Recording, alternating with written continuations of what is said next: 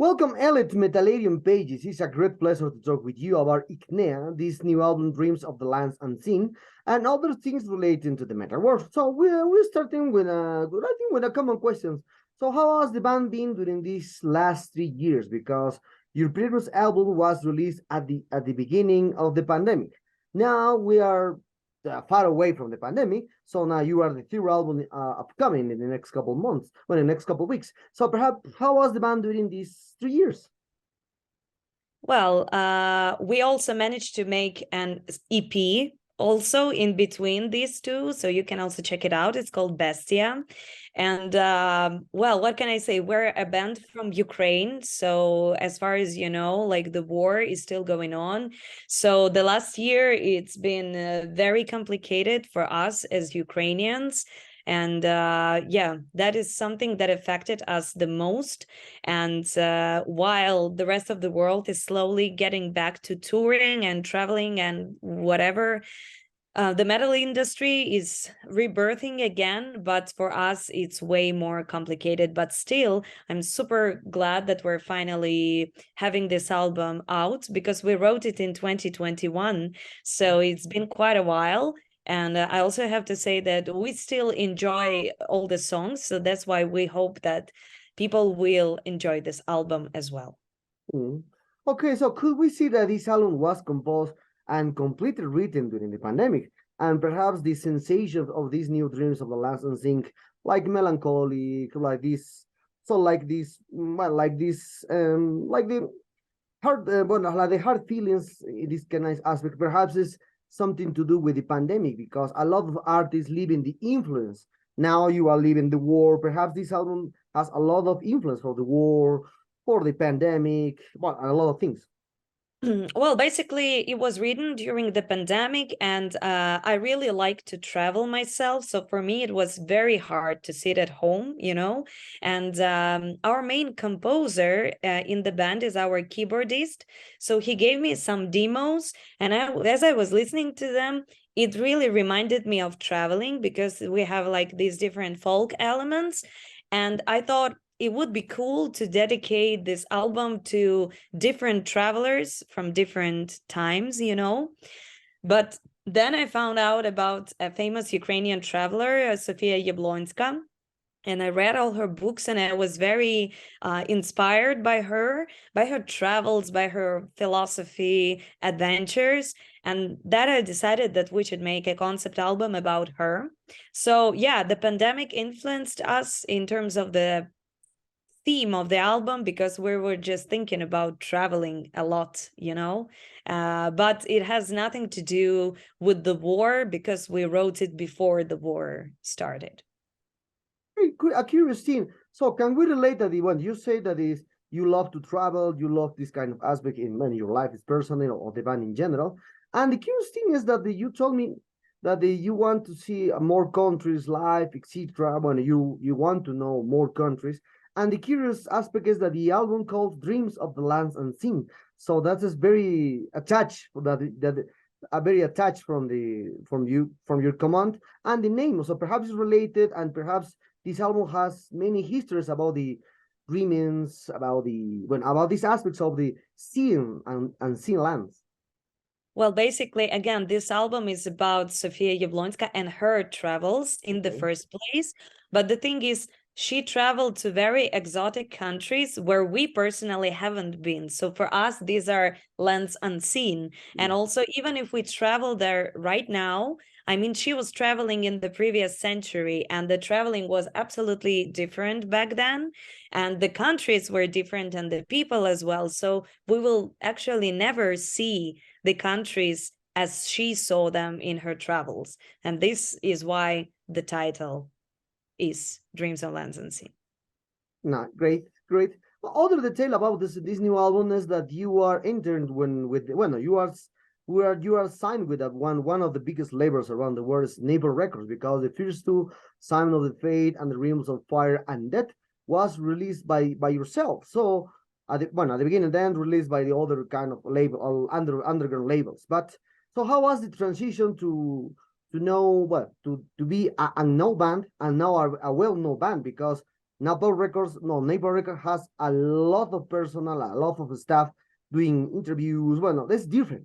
So how was the transition? How was deal with this aspect that now Ignea is not anymore like underground band. It's more like, yeah, more like a well-known band. I think that our band is really different from many other bands out there because, like, before we were fully independent, like we did all the releases on our own.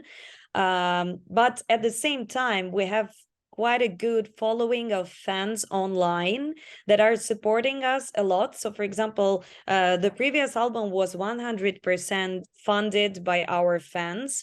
So, I mean, at some point, we just realized that if we want to take it to another level, it would be really great to sign with a trusted, well-known label. And actually, we received an offer from Napalm Records. And I think it was like, you know, the perfect time for us and for them as well, because we needed a trusted partner. They needed a band. And they were interested in signing us. But we also have our fan base. You know, we're not a band that is just a new one without anything behind them. So I think that it's a great combination. And I'm in a little bit of a control freak. So sometimes not being able, you know, to do things my way, it's a bit complicated. But still, like you said, all the press that is happening, all the interviews, new fans attracted, it's great. And so far, we've had a great experience with the label, and we'll see where it will take us. Okay, other aspect that I always saw in your reviews, since the first album to to this for into the song, the last song that you released as a single. So is that the complicated that the reviewers are doing a lot of complicated things because they prefer to put a lot of labels or a lot of styles into the music and put it like symphonic, progressive, metal, folk, this kind of stuff. But for all musicians like for all people like me, I'm 43 years old. It's more easily to understand the music because you are symphonic metal with folk influence into there. Simple as is. But for the new reviewers, for the new people that trying to understand much better the music, for you, which the exact label or exact style that Ignea show us? You mean like what genre we Yes, are? what genre? Yes. Yeah, it's the most complicated question for us usually because we mix a lot of genres. But I always say that we really play melodic metal because we have like the basics of melodic death metal, but we have so many decorations with like symphonic, electronic, synthesizers, and a lot of different stuff. So that's why I always say that no matter how much aggressive parts we have, we still play melodic metal. And this is how we prefer to call ourselves. And I always say, please don't judge us by just one or two songs because they are different. Because sometimes people hear, like, for example, they watch our video with 9 million views for the song Alga. And it's a pure symphonic metal song. But that doesn't mean that we are not a symphonic metal band because we mix a lot of things out there. But also it's a disadvantage but also an advantage because we get more people from different backgrounds getting into Ignea, so to say. So great. Other aspect as the band was found in 2000, but was born in 2015. Then now we're 7 years later. We have 3 albums. We have a lot of splits. We have EPs, compilation, etc. So the band is very active in productions all the time. So, so, so sorry. In this aspect, so what moves you to continue making music, especially with this new album, knowing that there are many fans that we resist, especially for me, for my age, 44 or 50 years, they are very, very, very attached from the old ways. So we resist new bands, new releases. So what moves you to continue to continue making music? Well, in the first place, we're doing it because we like it. But to be honest, again, we have quite a lot of very supportive fans all over the world. And even when we have the hardest times, they really support us through Patreon, through merch sales, and even before being signed, they helped us a lot and they give us feedback. We are in contact with them. And you said that old guys are using old ways, but to be honest, we have a lot of fans who are even 60 years old plus, and they really like what we do because, you know, we're not that modern metalcore band that usually only teenagers listen to or whatever. We really have some progressive thing in what we do, and that is why they really like it. So we attract really different people from different countries and different ages. So I don't know, so far, I mean, I think that only the pandemic and the war were the main obstacles for us, but so far like the journey with the band was awesome. Okay. Well, as you know, we are returning back on time that when the people listen and well, and if you remember very well at the 30s, 40s, or 50s, the music is spread at that time just by singles. Now we are living again this aspect in the world. Just the music spread by singles, especially with the new generation people from 25, 20, or 15 years, they love to do this kind of playlists into the digital platform. So if we try to let aspect to choose one song of these new dreams of the lands unseen, which songs will be? Which songs capture the whole essence, the whole layers, the whole textures that the album has? Because this is the new way to hear the music. Yeah, no, I think that if we just pick one song, it would be Dunes, probably, that is already out there, because you have like the aggressive part, the melodic part, folk elements, symphonic elements, a breakdown with the Ukrainian language on it. So this is if you pick one song. But again, the album is very diverse, and I don't see anything very bad in people listening to singles only, but this is also why we are releasing more than one single, you know, before the album drops. So we had Nomad's Luck, then Dunes, and there will be Incurable Disease also going out before the album drops, just to see, just to show all the differences that we have. But if people are able and willing to listen to the entire album, it's going to be better because we're telling a story with this album. And we have, for example, some darker, melancholic, and Chinese tracks, and tracks in Ukrainian language. So it would be great if people check it out from the beginning until the end. Great, great, great. So other aspect that I think that is a detail into the method of creating songs in Ignea is that since second album, The Rings of the Fire and Death, the second song, one is in Ukrainian language, but I think is correct. Black Flame means in this, now. Yeah.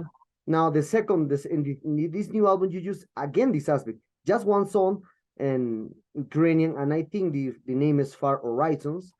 So in this aspect, why the band used just one song in two albums? And this a detail or like this a characteristic of the Ignea will be preserved for the next albums. Just one song in Ukrainian language. We actually have two songs in Ukrainian on the new album. So Daleky Obri, which is translated as Distant Horizons, and Zenith, the last song, is also in Ukrainian. Okay. Yeah. And you also will hear some Ukrainian in To Know When I Owe, like several paragraphs. And when we released this song Chorne Polumya, which is translated as Black Flame, we really had received a lot of great feedback from fans. They liked how it sounds, and they actually said it would be great if you make some more songs in Ukrainian. And with this album, it made a lot of sense because our subject of the album is Sofia Yablonska, who was a Ukrainian. We are also from Ukraine, and when she was traveling to other places, she always also tried not only to discover new cultures, but she also brought Ukrainian culture there. So that's why it just made a total sense to incorporate Ukrainian into this album even more. And I don't know if we do it again. I mean, because when we are writing a song, we know from the very start which language we want it to be in. So we're not using Ukrainian just to use Ukrainian, but it's a part of our art, so to say. And if we feel it doesn't work with the new songs, we won't be doing it. If we feel it works, then we will. Okay. Oh, we're talking about now from the future plans of the band. Now now you told me that for the Ukrainian bands now it's very complicated to play live because this kind of war. So how will be the future plans for this new album, Dreams of Land Scene? Perhaps you will schedule a few tours just in Ukraine, or perhaps outside of Ukraine, or perhaps you will do more things in Europe, in US, or who knows, in Latin America, because now everything is possible. Well, not everything is possible for Ukrainians right now because men are not allowed to be out. They can be mobilized to fight in the war. And of course, we hope that the war is going to be over at least in several months from now, because there are some chances that it will be. But it's really very hard to say anything right now. We have some festivals planned for this summer, and we definitely want to tour with the new album, but I think that we have to wait a few months if the regulation change, because last year we toured, we received a permission to get out of the country as cultural ambassadors, and we got back. But because some bands didn't get back and they stayed abroad, they decided to, I mean, they broke the rules. And that's why the regulations just changed a few weeks ago. So, you know, again, throughout this year, so many things have been changing within one day that maybe in 1 month from now, they will change it back, you know, or make something new. And also, you have to understand that living in Ukraine is like being threatened all the time. It's you can just die next day. So as much as you can be doing or making any plans, anything can change any moment. We definitely want to tour with the new album. We will make more music videos supporting the songs from this album. And you could also see, for example, a sing through for Dunes. There will be more playthrough videos. So we will be doing as much as we can to tell more about this album online and to show different aspects of it online. But it would be great to be back on stage. Oh, hard times, hard times. A lot Yes. are going to change every week, perhaps. So, well, Yeah. now I'm talking about far away from the album, talking away from the bands. Well, I remember Ukraine as a country in the 90s with just few bands at that time, 4, 3, or 5 at least. Well, well-known bands. Now, at the beginning of 2000s, is Flesh. The most well-known band that I know is Flesh Gore from there, a brutal death Oh, metal band, a brutal death metal band from there. But yeah, now, yeah. since Ginger appeared in in Naples Records and a lot of media, the explosions of the band in Ukraine was a huge movement, because I now Ignea, Hill Freaks, a lot of and I think I did like 3 or 4 interviews just bands from Ukraine that are into the Naples Records. So perhaps this aspect to will now there are more fructiferous, or now more albums producing during these last 10 years. This has to do with the ginger explosion around the world, or perhaps it has to do with the technology, because the technology has a lot of easy ways to record, to do more things much faster. Who knows? I know. I mean, it's very strange that people keep asking this question if Ginger contributed to that, because it has nothing to do with that. Actually, usually the bands are discovered in Europe when they tour. And before, we needed a visa as a Ukrainian bands. We needed a visa to go to Europe, and it was more complicated. But I guess 6 years ago or something like this, we had a visa-free regime with Europe, so we didn't need it anymore. And Ukrainian bands just started getting out there and showing themselves. And the more bands were discovered and signed, that is how it went, you know. So we just could, we finally received pretty much the same conditions as other European bands, and that's it. And as you can see, there is high potential with Ukrainian bands. It's just we always face some obstacles that don't allow us to be like to work in full, like it's really complicated compared to bands from the European Union, for example. And it's not only Napalm Records that is now signing Ukrainian bands. I mean, Stone Jesus are on Season of Mist, or Somali Yacht Club. I don't know, White Ward are also on a French label, Debe Murmorti. So I mean, we're getting out there. We're just facing more challenges than many other bands, unfortunately. Okay.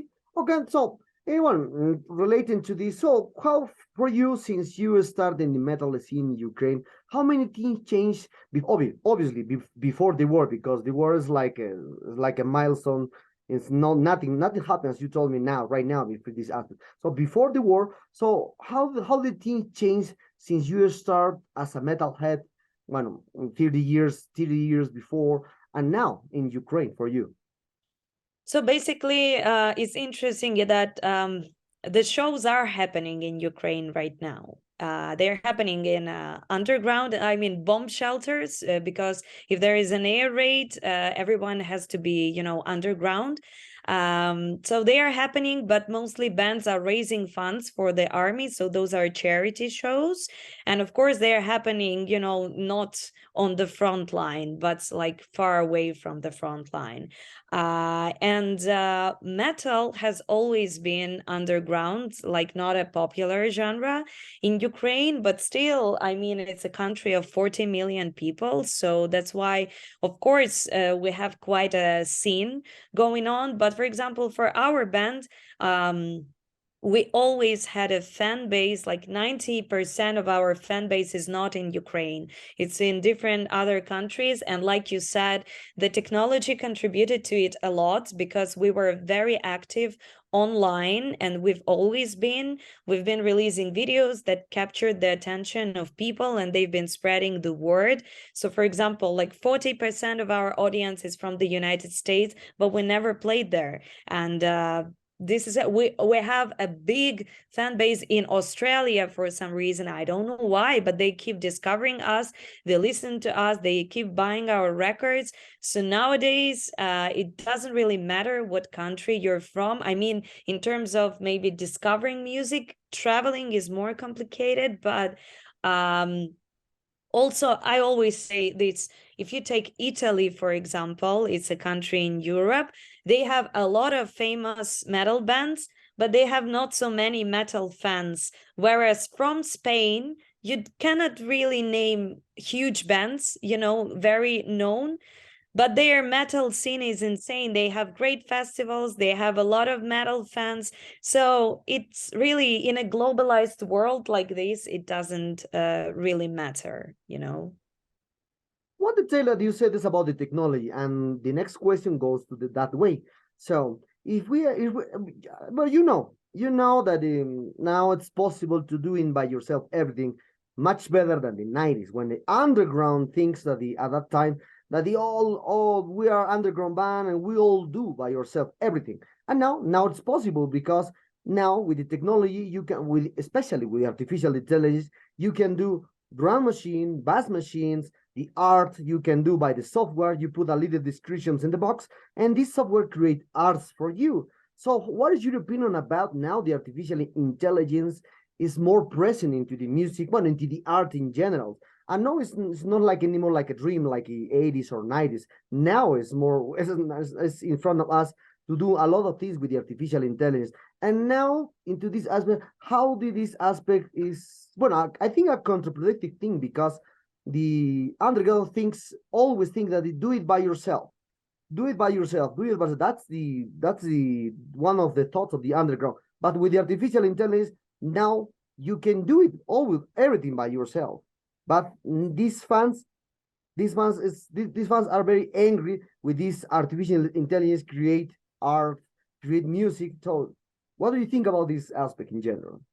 I think that I will say not a popular opinion on this matter, because if you take the album cover of Dreams of Lands Unseen, we made a prototype of it with Midjourney, which is an artificial intelligence, but we used it as a tool. We didn't just, make an album artwork with Midjourney and take it out there.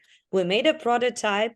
We showed it to our fellow designer. She fully repainted the album artwork. And also, if you look at the lighthouse on the album artwork, it's a real lighthouse located in Ukraine. So she painted it like from the very start. But we used AI and we used Midjourney, and I don't see anything bad with it if people use it wisely, if they use it as a tool, and also if they really create something with AI, just say it, be honest about it, that it's not you who created it, and also in terms of making music and writing lyrics and whatever, I think that no matter how much music created by AI we have, it will never substitute live shows and personality of band members, of people, because this is what in most cases drives fans to the bands. So that's why I'm absolutely not afraid of all this happening.